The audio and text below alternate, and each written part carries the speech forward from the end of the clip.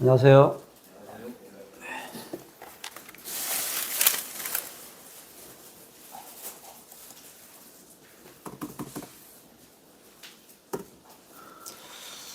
오늘 교제할 말씀은 창세기 11장입니다. 11장 1절에서 9절입니다.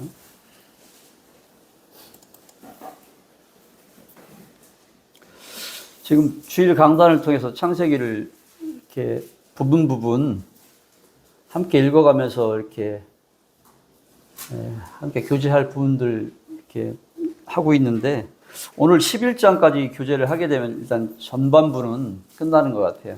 12장부터 50장까지는 이제 전반부는 그 인류의 초기 역사를 보여주는 것이고, 후반부는 선민 이스라엘 선조들의 초기 역사를 다루는 건데, 그동안 이렇게 지식의 말씀으로 주로 전하다 보니까 성도님들이 이렇게 좀 힘드셨을 것 같은데 잘 따라와 주셔서 11장까지 오늘 교제하고 연말까지 조금 이렇게 쉬었다가, 쉬는 동안에 형님들께서는 11장까지 복습하셔도 되고 아니면 12장에서 50장까지 예습을 하셔도 괜찮을 것 같습니다.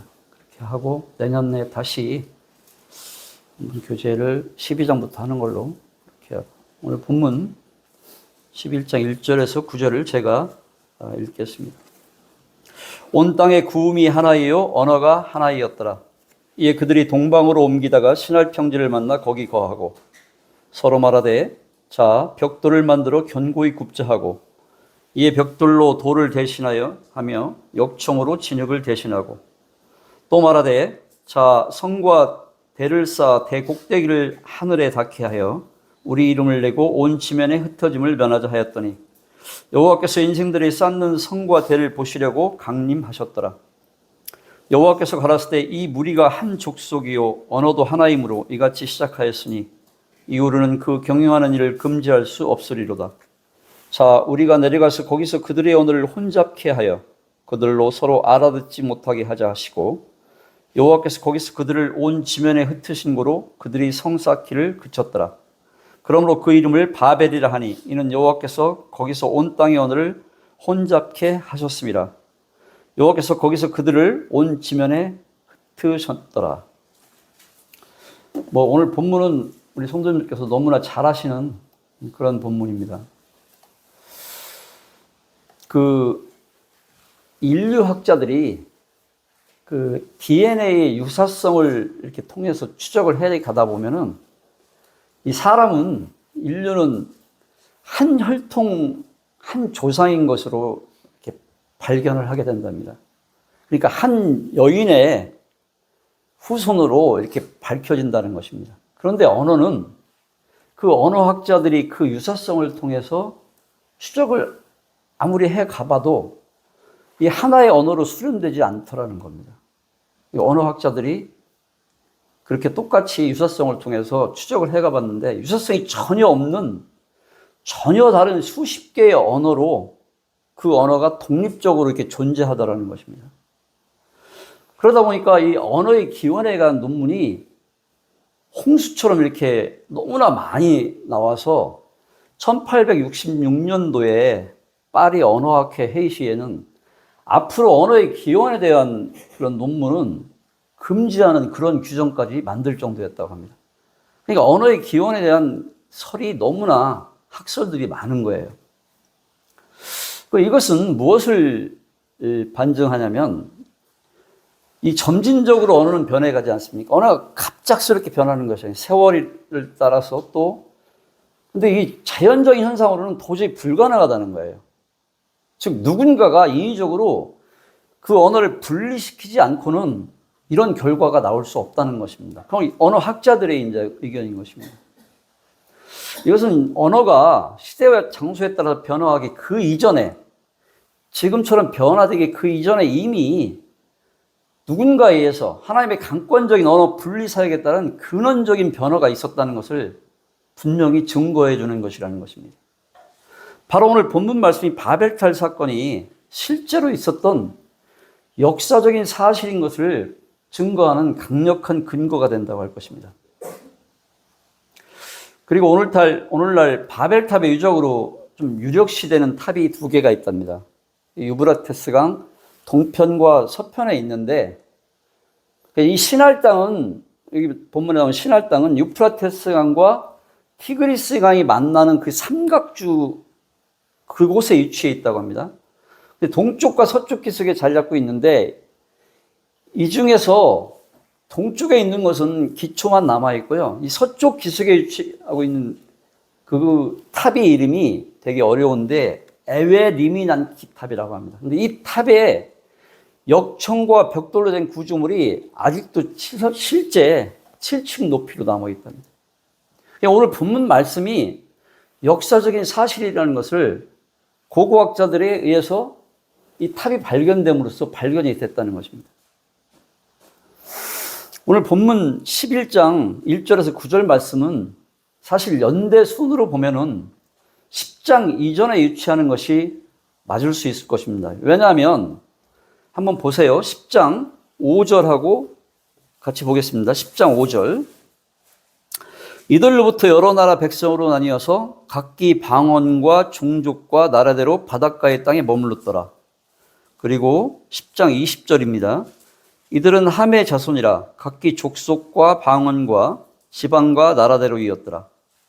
그리고 31절도 보겠습니다. 10장. 이들은 셈의 자손이라 그 족속과 방언과 지방과 나라대로였더라.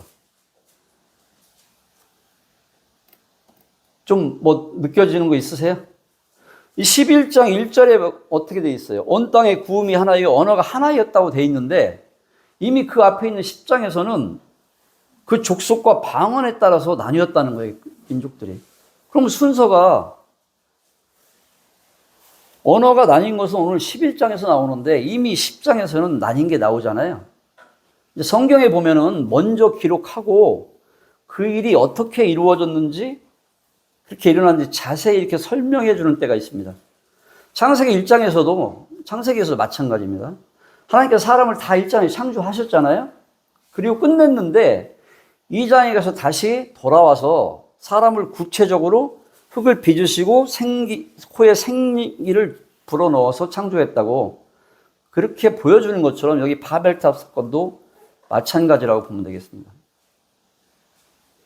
우리는 사실 오늘 본문 통해서 11장을 통해서 언어가 나뉘어졌다는 사실을, 나뉘어진 원인을 알 수 있습니다. 그렇지 않습니까? 근데 10장에 이미 그런 방언들이, 이 방언이라는 것은 여러 가지 언어니까 그것이 존재했다는 것입니다.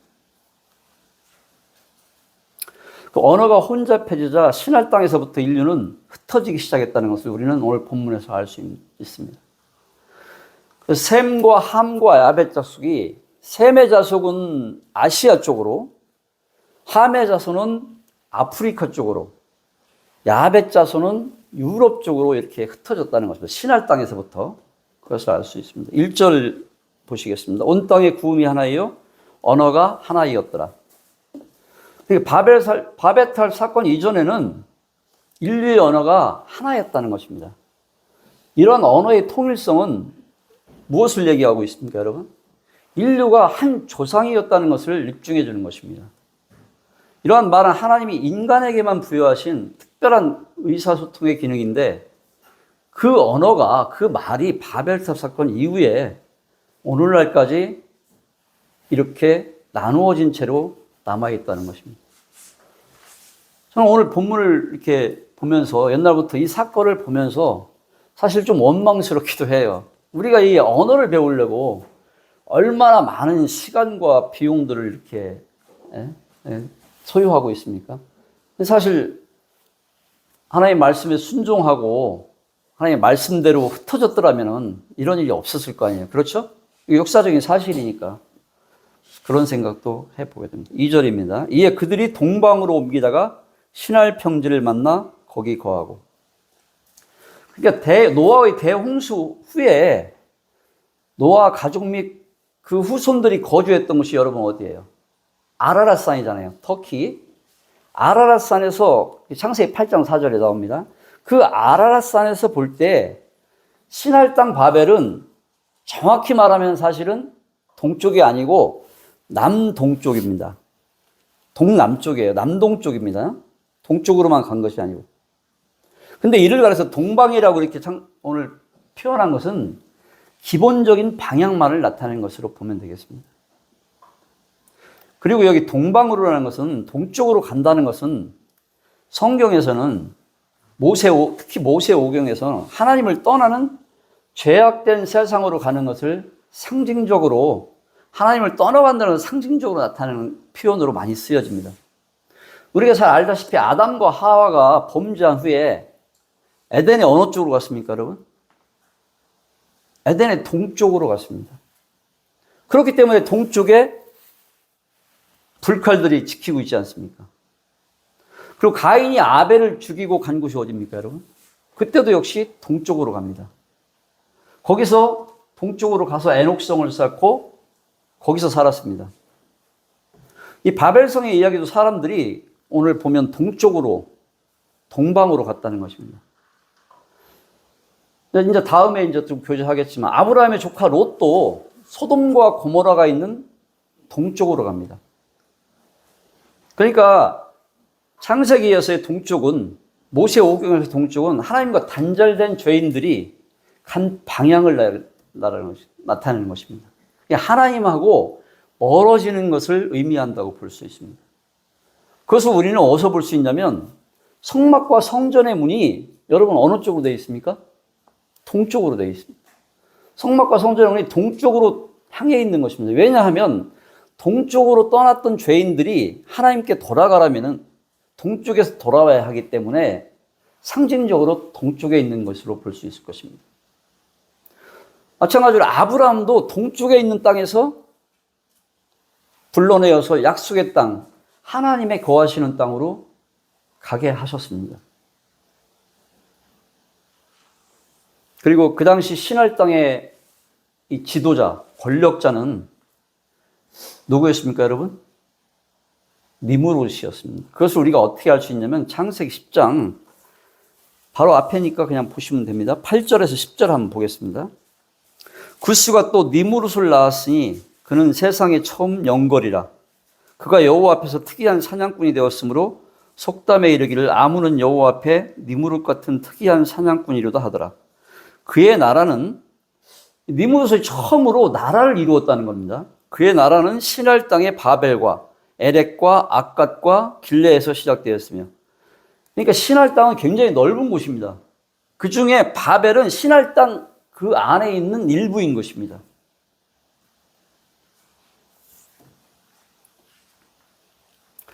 니므롯을 중심으로 바벨탑과 성을 쌓았음을 성경이 암시하고 있음을 볼 수 있습니다. 12절을 한번 볼게요. 10장.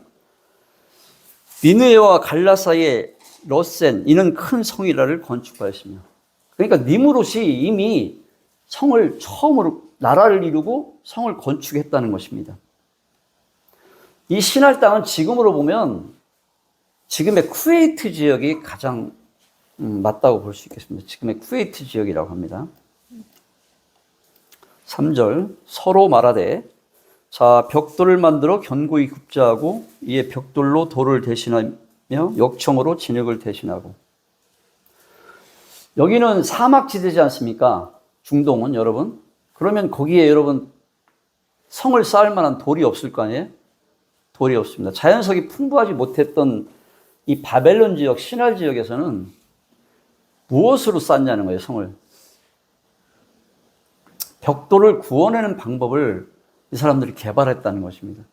당시 그들의 문명이 상당한 수준의 취약이 있었음을 이것은 증거해 주는 것인 거죠. 이 벽돌을, 진흙으로 만든 벽돌을 구우면은 이게 내화성이 자연석보다 오히려 더 단단해진다고 합니다. 불에도. 뿐만 아니라 여기 본문을 보면은 벽돌과 벽돌의 이 접착제로 이것을 잇는 걸로, 쌓는 재료로 진흙 대신 사해 부근에 있는 분수지에서 나오는 역청을 사용했다는 것입니다. 여러분, 우리 앞에서 이 역청을 사용한 경우가 한 번 있었죠? 언제였나요? 그렇죠. 노아가 배를 만들 때 그때 방수 자리로 사용했던 것이 바로 그 역청인 것입니다. 근데 그 역청을 지금 사용했다는 것입니다. 이 성경을 자세히 면밀히 본다면 지금 이 성경이 언제 쓰여진 거죠, 여러분? 지금으로서 3,500년 전에 쓰여졌는데 이미 3,500년 전에 인간들은 석유를 개발하기도 전에 성경은 이미 그 중동 지방에 원유가 있다는 것을 사실은 성경은 이미 기록하고 있는 것입니다. 성경만 잘 봤어도 아마 그 사람들은 떼돈 벌었을 거예요. 중동에 가서 석유를 개발해서. 그때 이미 성경이 기록하고 있는 것을 우리는 볼 수 있습니다. 그렇지 않나요? 이 역청이 접착제뿐만 아니라 방수제 역할을 했다는 것을 우리는 주목할 필요가 있습니다. 그래서 견고하고 또 물에도 홍수에도 대비가 가능한 성과 탑을 쌓을 수 있었다는 것을 우리는 주목해 볼 필요가 있습니다. 왜냐하면 그런데 바벨성을 쌓을 때 성과 탑을 쌓는데 왜 방수제가 필요했을까 하는 것입니다. 이들이 사막에서 성과 탑을 쌓는데 굳이 왜 방수제를 썼냐는 것입니다. 그것을 우리는 4절에서 그 힌트를 볼 수 있습니다. 또 말하되 자 성과 대를 쌓아 대 꼭대기를 하늘에 닿게 하여 우리 이름을 내고 온 지면에 흩어짐을 면하자 하였더니 흩어짐을 면하기 위해서 성읍과 탑을 쌓아 올렸다는 것입니다. 이 사람들이. 그러니까 하나님께서는 여러분 아시다시피 태초에 천지를 창조하시고 창세기 1장 28절을 한번 보겠습니다. 제가 읽을게요.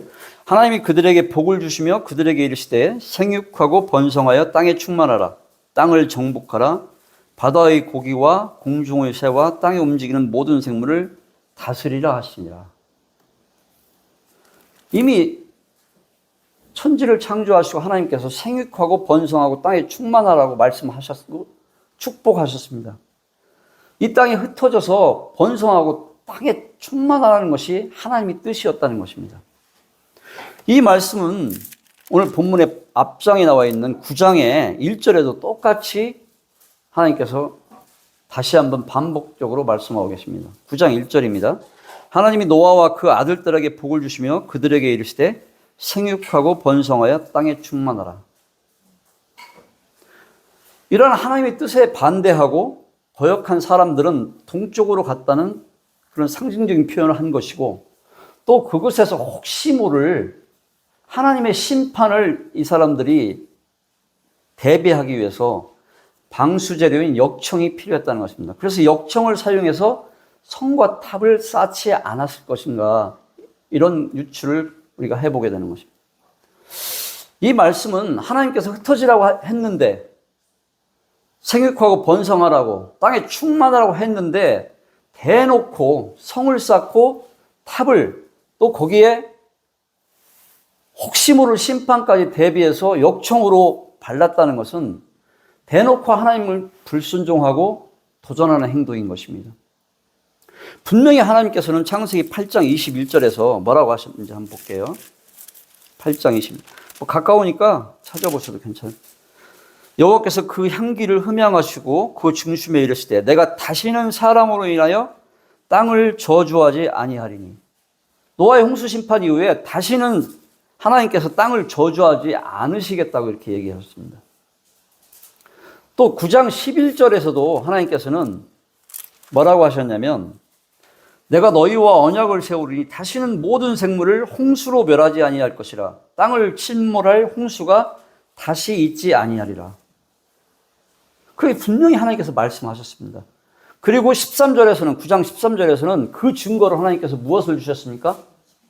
무지개를 주셨습니다. 언약의 증거로 무지개가 나타났지 않습니까?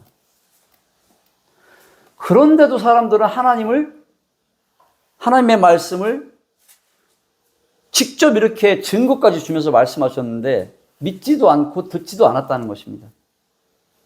그리고서 자신들의 계획대로 사람의 소견대로 동쪽으로 가다가 신할 땅에 머물르면 안 되지 않습니까? 흩어져야 되는데 그래야 온 땅이 충만할 수 있는데 신할 땅에 머물러서 역청으로 혹시 모를 홍수의 심판을 대비하기 위해서 역청으로 성읍과 탑을 쌓은 것입니다.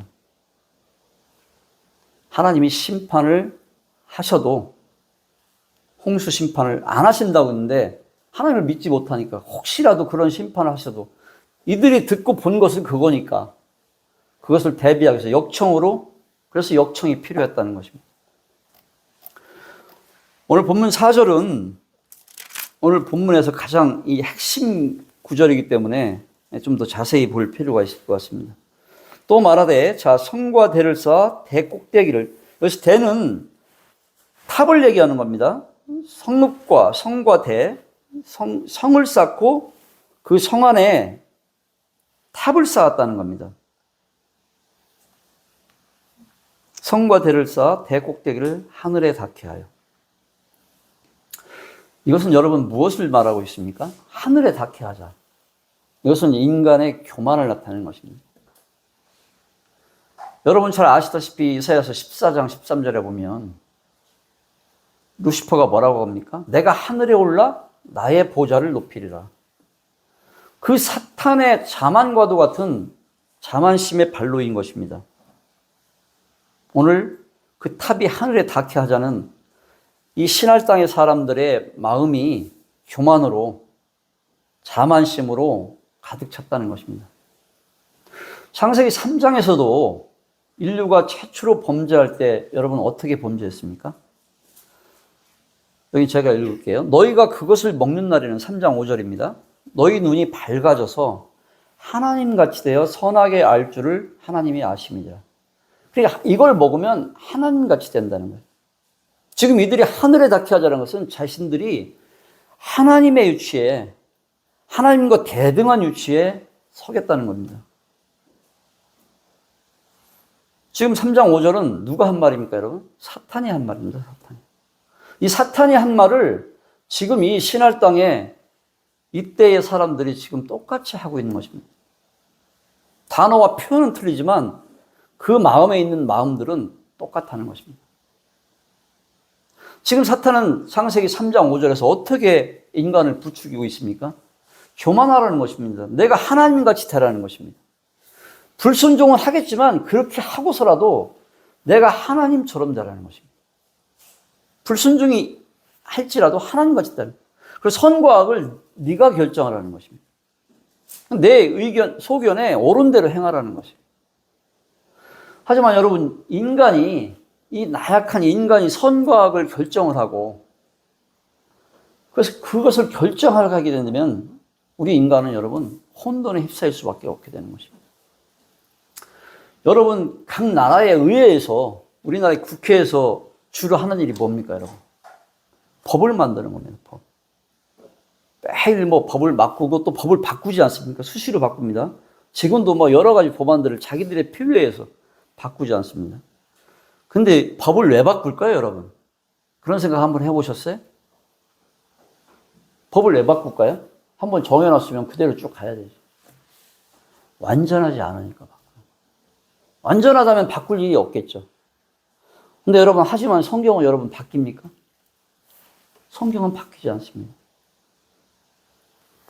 1500년, 3500년 전이나 짧게 봐서 2000년 전이나 쓰여진 이 성경은 한 번도 바뀐 적이 없습니다. 그러면 성경은 여러분 왜 안 바뀌는 겁니까? 완전하기 때문에. 완전하신 하나님의 영감으로 쓰여진 책이기 때문에, 완전한 책이기 때문에 성경은 바뀌지 않는 것입니다. 그런데도 인간은 자신이 하나님처럼 되려고 하나님의 자리에 자신을 두려는 그런 교만함으로 지금도 여전히 우리는 자신만의 바벨탑을, 그것이 내용이 사랑이 될 수 있겠고요. 돈이나 지위나 명예도 될 수 있을 것입니다. 이 바벨탑, 이 우상을 하늘에 닿기까지 지금도 싸우려고 하는 그런 어리석은 존재라는 것을 오늘 본문을 통해서 우리는 볼 수 있습니다. 왜냐하면 이들이 홍수 심판을 경험했거나 경험한 조상들로부터 실제 경험한 사람도 지금 살아있는 사람도 있지 않습니까? 이게 홍수 심판이 끝나고 그렇게 많이 오래된 일이 아니라는 것입니다.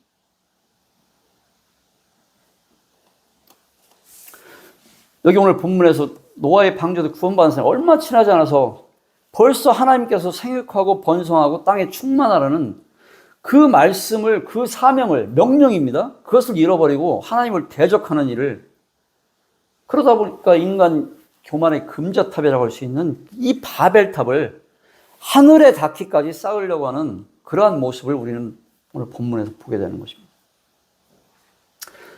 우리 자신들에게도 행여 이런 모습들이 보이지 않는 마음 가운데에 있지는 않는지 한번 돌아봐야 할 것으로 보여집니다. 우리는 하나님 앞에 겸손해야 될 것입니다. 왜냐하면 하나님께서는 겸손한 자를 들어 쓰시는 분임을 우리는 잘 알고 있습니다. 잠언 18장 12절에도 나와 있습니다. 교만은 멸망의 선봉이요 겸손은 존귀의 앞잡이니라. 교만은 멸망의 선봉이라는 것입니다.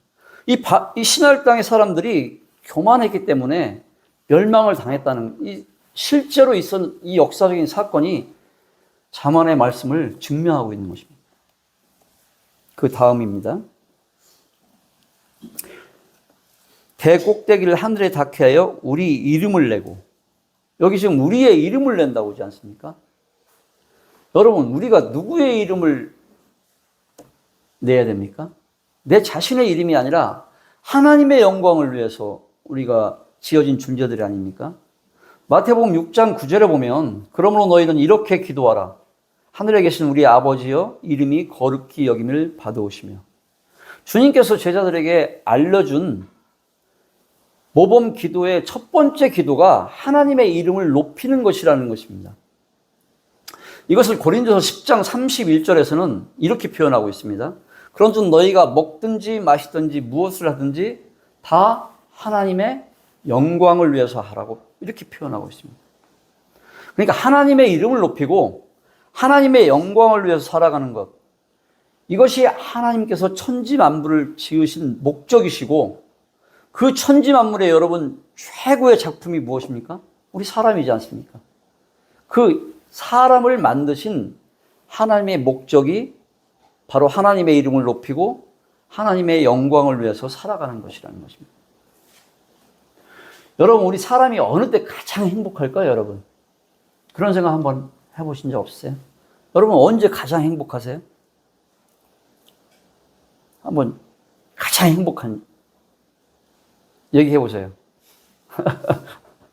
없으세요, 그런 거? 있으시잖아요. 인생에 이렇게 돌아보면 부분.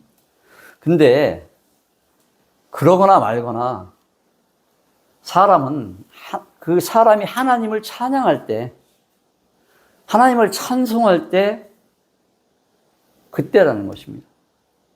진심으로 여러분 하나님을 찬송해 보십시오. 하나님을 찬양해 보십시오. 그러면 어떤 우리가 경험을 하게 됩니까? 나도 모르는데 내 속에서 흥얼흥얼 어떤 기쁨과 감격이 이렇게 흘러나오는 것을 경험하지 않나요? 그렇지 않으세요, 여러분? 왜 그러냐는 것입니다. 인간은 본질적으로 하나님을 찬송하게 되어 있는 그런 존재이기 때문이라는 것입니다. 이것은 매우 중요합니다. 우리가 아무리 세상에서 사람에게서, 자녀에게서, 가족에게서 차지를 해도 채울 수 없는 부분이 사람 마음 한켠에는 있다는 것입니다. 그것이 충만하게 넘치도록, 넘쳐서 흐를 수 있도록까지 그런 기쁨은 우리가 하나님을 찬양할 때만 그것이 가능하다는 것입니다. 우리가 그렇게 지어진 존재라는 것입니다. 그것이 바로 하나님의 형상을 온전하게 회복하는 길이기 때문에 하나님의 영광을 위해서 살아갈 때 우리가 가장 큰 보람을 느끼고 지속되는, 영원토록 지속되는, 잠깐 있다가 없어지는 그런 기쁨이 아니라 영원토록 오래도록 지속되는 그런 충만한 기쁨이 우리 가운데 솟아난다는 것입니다. 우리가 이 기쁨을 우리가 경험하면서 살아가기를 하나님께서 원하시는 것입니다. 그런데 오늘 본문의 신할 땅의 사람들은 어떻게 했다는 겁니까, 여러분? 하나님의 이름이 아니라 자신의 이름을 내려고 했다는 것입니다. 우리는 얼마나 많은 시간들을 내 이름을 내기 위해서, 자신의 이름을 내려고 얼마나 숱한 많은 노력들을 하고 있는지 모릅니다. 그렇지 않습니까? 여러분, 우리가 어떤 때 가장 서운해하고 분을 내게 됩니까? 솔직하게 한번 얘기해 보세요. 솔직하게. 혹시 자신이 무시당할 때 아닌가요? 내가 자신이 무시당할 때. 나를 무시했어? 발끈하지 않나요? 그러니까 하나님의 이름이 무시당할 때는 그토록 아무렇지도 않다가 내가 무시당하면 못 참고 부글부글 끓지 않냐는 거. 이런 모습들이 우리에게 있다면은 과연 내가 지금 누구의 이름을 위해서 사는 사람이냐. 이건 저를 포함해서 여기 있는 우리 모두가 한번 되돌아봐야 될 부분이 아닌가 생각을 합니다. 그렇기 때문에 오늘 말씀에서 마태복음과 고린도서 말씀에서 예수님께서는 다시 한번 우리에게 부탁하는 것입니다. 하나님의 이름을 거룩히 여기는데 우리가 초점을 맞추고 살아야 한다. 그것을 마태복음에서 말씀하시고 하나님의 영광을 위해 살라고 고린도전서 서신서에서 말씀하고 계시는 것입니다. 그렇기 때문에 이 바벨탑과 대지되는 사건이 바로 다음 12장에 나옵니다. 11장 다음에 12장에서는요. 인간들은 대부분 자신의 이름을 내려고 하는데 하나님의 이름을 내려는 한 사람이 나타나니까 보여지니까 하나님께서 기쁘셔서 이 사람의 이름을 창대케 하겠다고 선언을 하시는 것을 볼 수 있습니다. 창세기 12장 2절입니다. 내가 너로 큰 민족을 이루고 내게 복을 주어 내 이름을 창대하게 하리니 너는 복이 될지라. 이 말씀은 하나님께서 아브라함에게 하신 말씀입니다. 우리가 자기 이름을 내려고 하면 하나님께서 끌어내리십니다. 오늘 이 신할 땅의 사람들처럼 말입니다. 그런데 하나님의 이름을 내려고 하면 하나님께서는 그 사람을 어떻게 높이시는지 오늘 12장 2절에서 우리는 이 말씀을 통해서 볼 수 있는 것입니다. 여러분, 우리가 하나님을 높일 때, 하나님의 영광을 위해서 살 때, 우리가 하나님의 일들을 하고 있을 때 잘 자신의 되돌아보세요. 경험들이 있을 겁니다. 그때 우리 개인의 삶과 교회의 삶의 문제는 반드시 하나님께서 만지시고 하나님께서 돌보신다는 이것을 우리는 신뢰하고 실제로 경험해야 할 것입니다. 이런 경험 여러분 믿음의 여정 가운데 많이 하신 분도 있고 한두 번 하신 분도 있을 겁니다. 그것은 왜 그러냐면 하나님께서는 신실하신 하나님이시기 때문에 그렇습니다. 이 하나님이 신실하다는 것은 말씀하신 그대로 실행하시는, 그대로 하실 수 있는 그분이시기 때문에 우리는 그 말씀을 붙잡고 갈 때 하나님의 영광을 위해서 살려고 했으니까 그 사람의 삶은 하나님께서 만지실 책임이 있는 겁니다. 하나님께서 돌보실 책임이 있는 것입니다. 그렇기 때문에 우리는 그것을 신뢰하고 그것을 신뢰함으로 믿음으로 그 길을 감으로 그 하나님을 삶 가운데 경험해야 된다는 것입니다. 이걸 경험해 보세요. 그러면 여러분들의 믿음이, 우리의 믿음이 한 단계씩 크게 점프하는 것입니다. 그럼 그보다 더 큰 일도 하나님께 맡길 수 있게 되는 것입니다. 왜?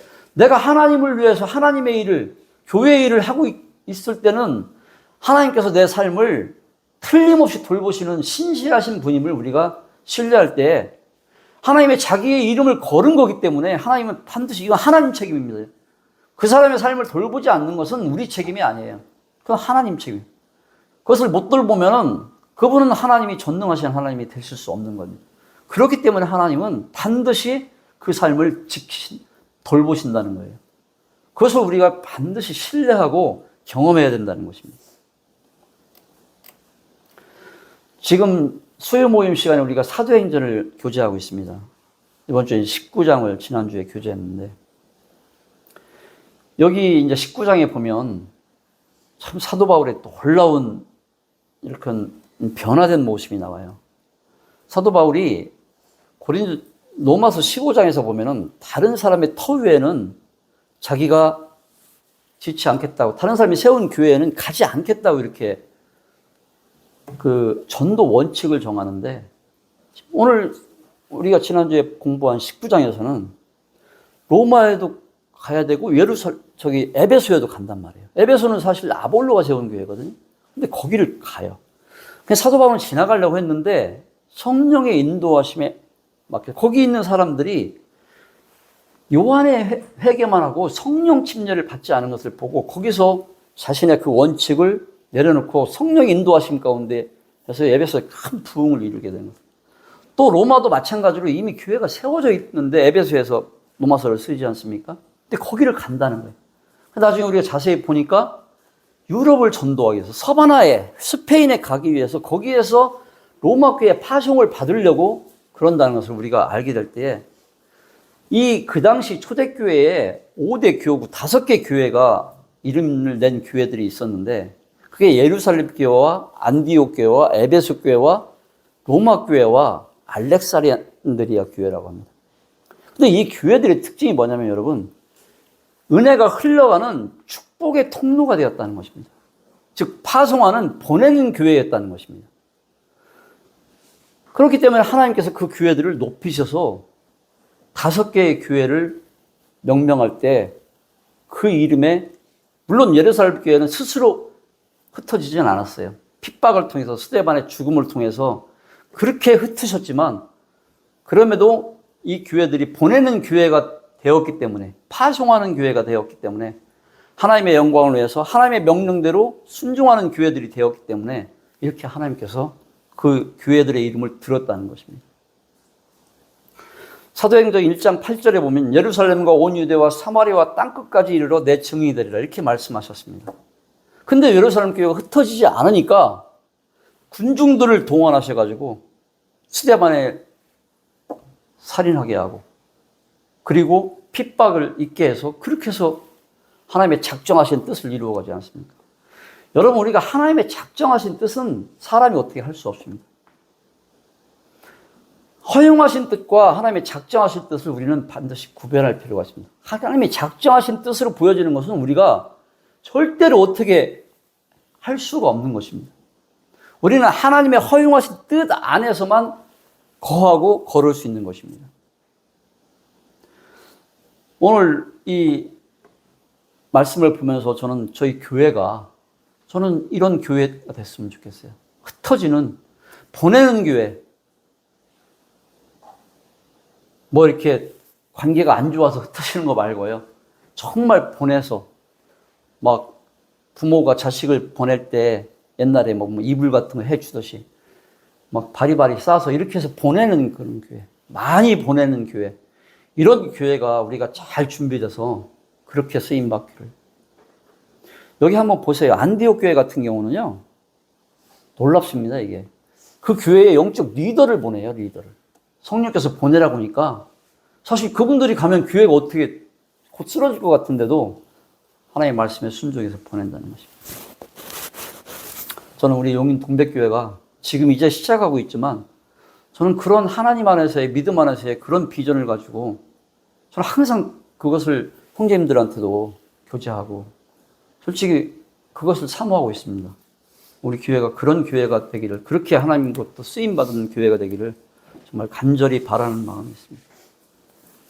5절입니다. 마침내 하나님께서 강림하셨다.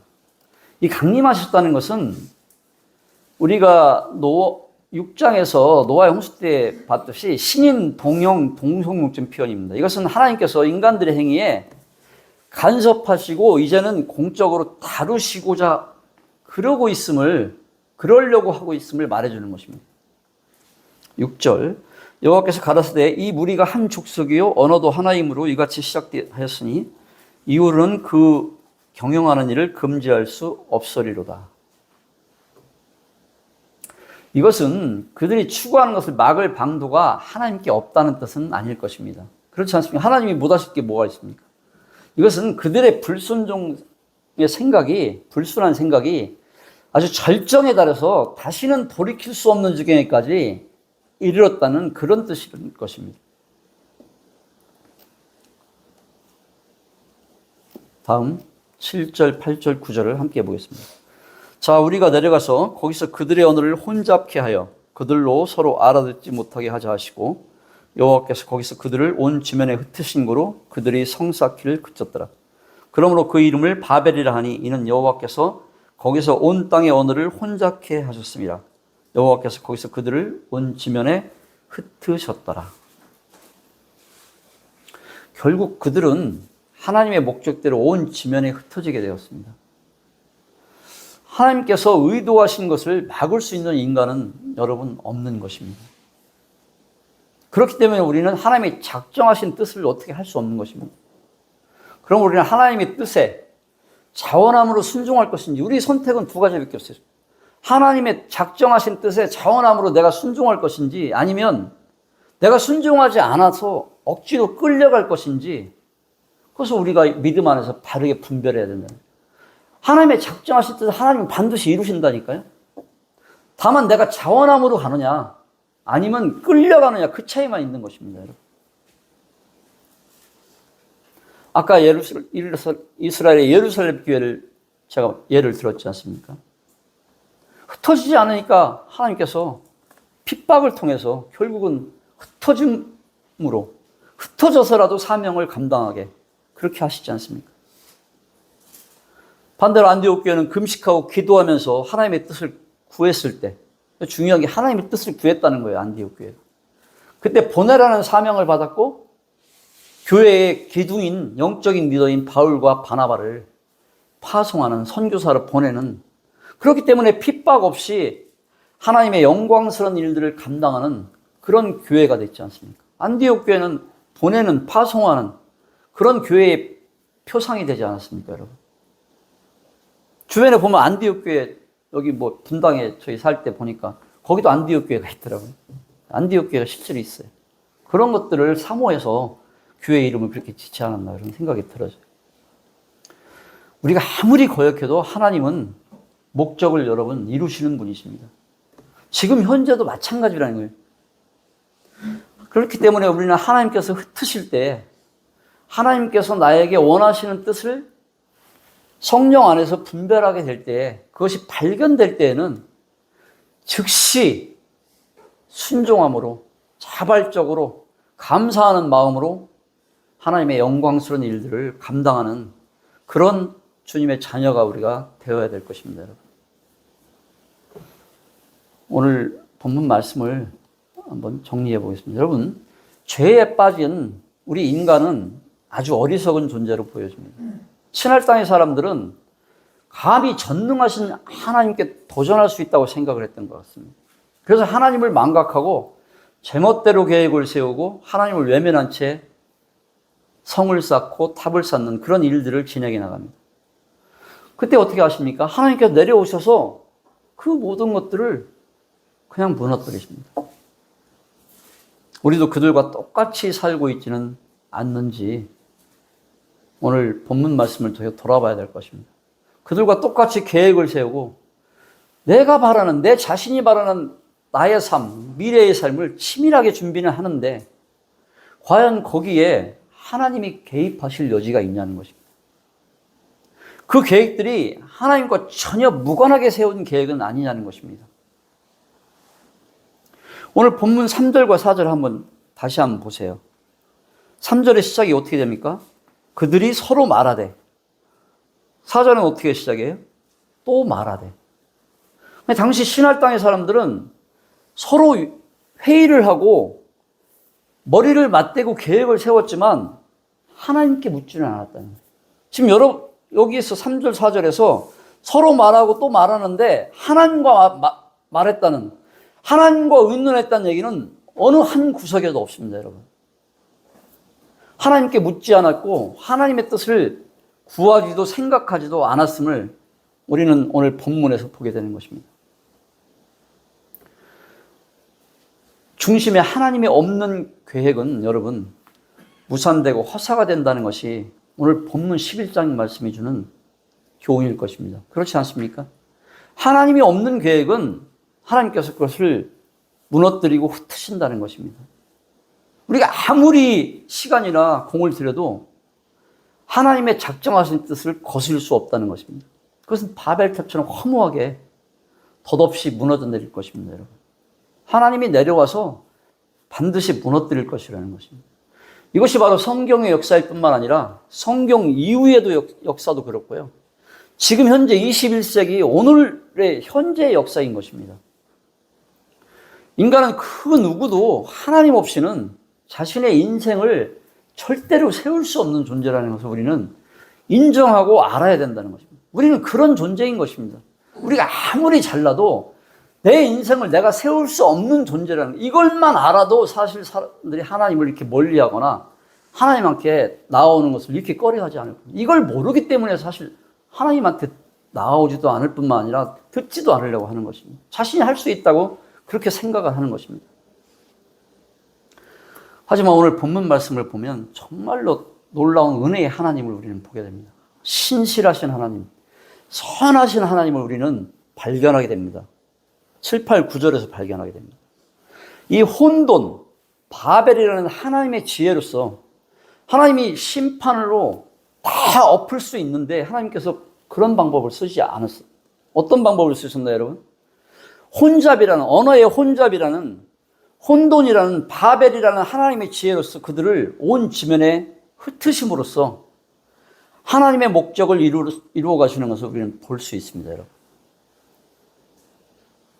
그러니까 하나님께서는 심판의 자리에서까지도 지금 하나님의 지혜로, 언어를 혼잡케 하신 하나님의 지혜로 은혜를 베푸시는 심판의 순간까지도 지금 사람들에게 지금 혼잡해서 흩어졌지만 사실은 그것이 그 사람들한테는 은혜가 됐다는 것입니다.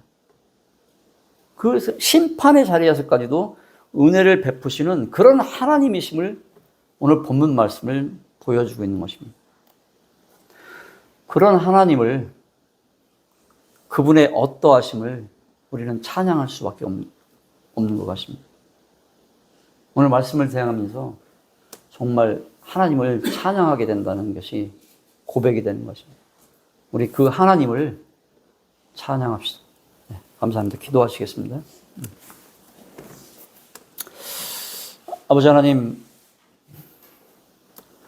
오늘 바벨성과 바벨탑 사건을 통해서 우리는 하나님이 어떠한 분이신지를 주님 보게 됩니다.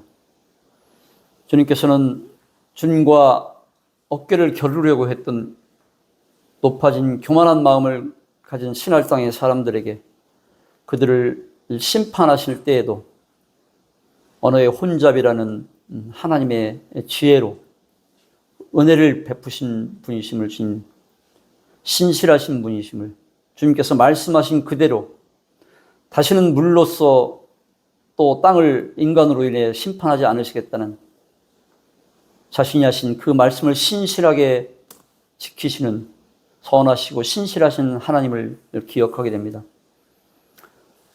우리 믿음의 여정 가운데도 그 하나님을 저희가 놓치지 않고 또 잃어버리지 않고 신실하신 선하신 하나님을 더욱더 신뢰하며 주님께 맡기는, 주님께 의탁하는, 내어드리는 그러한 삶을 저희 교회가 살 수 있게 되기를 주님 간절히 기도를 드립니다. 우리 주 예수 그리스도의 이름으로 감사하며 기도드립니다. 아멘. 감사합니다.